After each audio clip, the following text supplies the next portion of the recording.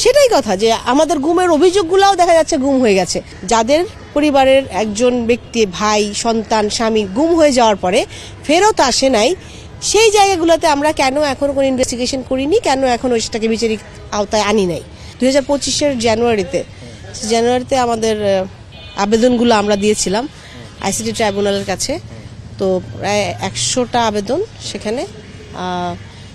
পরবর্তীতে আমরা অনেকবার আরও অনেক কিছু তথ্য, তারপরে বিভিন্ন উইটনেস যারা ছিল সেইগুলা ইনফরমেশন যা প্রডিউস করা দরকার ছিল সেই জিনিসগুলো দেয়া হয়েছে, কিন্তু মাঝখানে অনেক পরিবর্তনও দেখলাম আমরা, চেঞ্জ হয়ে যাচ্ছে। কিন্তু এই কেসগুলোকে কেন এখনও বিচারিক প্রক্রিয়ায় নেওয়া হয় নাই। আর এই গুমের ঘটনাগুলো বা কেসগুলোর ক্ষেত্রে আপনারা জানেন এভিডেন্সগুলো ভেরি ইম্পর্টেন্ট, আর এটা হচ্ছে রক্ষা করাটা অনেক অনেক বড় কঠিন কাজ। সেই জায়গায় আমরা যদি 1.5 বছর এভাবেই নষ্ট করে ফেলি, আর এই জায়গাটা তো আসলে উত্তর দেওয়ার একটা জবাবদিহির জায়গায় আসতে হবে যে এই পরিবারগুলা, যাদের পরিবারের একজন ব্যক্তি, ভাই, সন্তান, স্বামী গুম হয়ে যাওয়ার পরে ফেরত আসে নাই, সেই জায়গাগুলোতে আমরা কেন এখনো কোনো ইনভেস্টিগেশন করিনি, কেন এখনো সেটাকে বিচারিক আওতায় আনি নাই। তো এইটা নিয়েই আবার কথা বলা, কারণ আমরা জানি যে বর্তমানে নতুন আরেকজন আসছেন চিফ প্রসিকিউটর।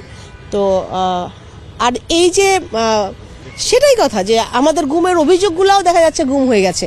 একটা কমিশন ইনকোয়ারি কমিশন ছিল, সেই কমিশনের তথ্যর মাঝখানেও আমরা দেখেছি যারা গুম হয়ে যাওয়ার পর মিসিং, কোথায় যেন এই তথ্যগুলোর ডিটেল নাই। শিয়া বাটার ও ভিটামিনে সমৃদ্ধ লিলি বিউটি সোপ, তারুণ্যময় উজ্জ্বল ত্বকের জন্য।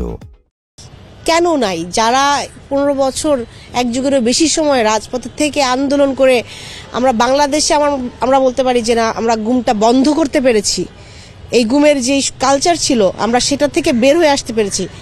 সেইটার ক্ষেত্রে যদি ন্যায় বিচার চাই, তাহলে এই কেসগুলো ইনভেস্টিগেশন কিন্তু সবার আগে দরকার ছিল। কেন, মানে কোন আসলে এটার পিছনে কি এজেন্ডা কাজ করেছে যে এই কেসগুলার ইনভেস্টিগেশন হয়নি বা ধরা হয়নি? ইনকোয়ারি কমিশনেরও না, আমি দেখতে পাচ্ছি আইসিটি ট্রাইব্যুনালেরও না। তাহলে আমরা এই 1.5 বছর তো আমার মনে হয় এভিডেন্স যা ছিল তার থেকে আরও অনেক বেশি ধ্বংস হয়েছে, বা এই ভুক্তভোগীগুলা যেই রকম ট্রমা, শঙ্কার মধ্যে এবং আতঙ্কের মধ্যে কাটাচ্ছিল, সেটা কি দিন দিন বাড়লো না, বেড়ে আমরা এমন একটা জায়গায় এসেছি আমরা এখন তো গণতান্ত্রিক রাষ্ট্র ব্যবস্থার মাঝখানে, সেখানে এসে আমাদের এখন আসলে এই জিনিসটাই আবার খতিয়ে দেখার যে কি কারণ ছিল যে এইগুলার ইনভেস্টিগেশন হয় নাই বা এইগুলো সামনে কেন আসে নাই।